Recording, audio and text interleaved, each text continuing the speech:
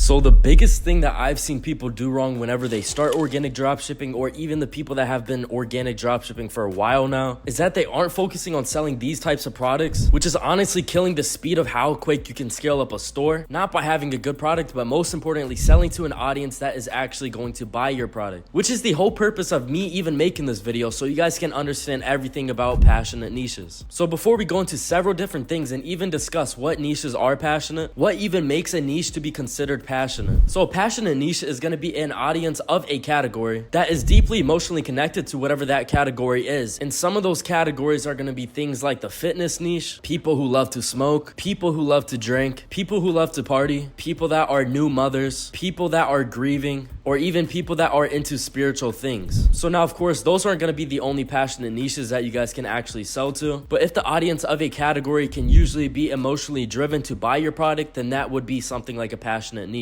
And the best thing about all of these niches that I just mentioned is that all of these people are much more willing to buy your product than any other niche. And not just only any other niche, but any other product that has something simple as a wow factor. And of course, with organic dropshipping, you're going to need that wow factor, which is going to be that virality factor, which is actually going to drive your video to go viral. And the more the wow factor is of your product, the less things that you will have to do, such as mastering your hook and the camera angles, and your product will really do all the heavy lifting. But the best thing about selling products towards people in a passionate niche is that they're already more willing to buy your product just because it is a product in that niche that they like. You're not going to have to focus a crazy amount on the product, which is of course going to do all the selling for you, but it's not going to be something like a normal dropshipping product where it could be a product with a wow factor and you just make some controversial videos through that and blow up your videos by driving traffic like that. But of course, in result, that's going to get you a low conversion rate because the product overall doesn't have a specific niche to be sold to. And the more specific that you guys can be into selling the product to the niche that you guys actually want to sell to is the higher that your conversion rate will be. And you guys will see how much easier it is to drive traffic to your store from people who actually want to buy your product, not people that are just curious what the product is, but a majority of your traffic who goes onto your store are actually going to be customers. They're going to have a much higher purchase intention rather than just someone scrolling on TikTok,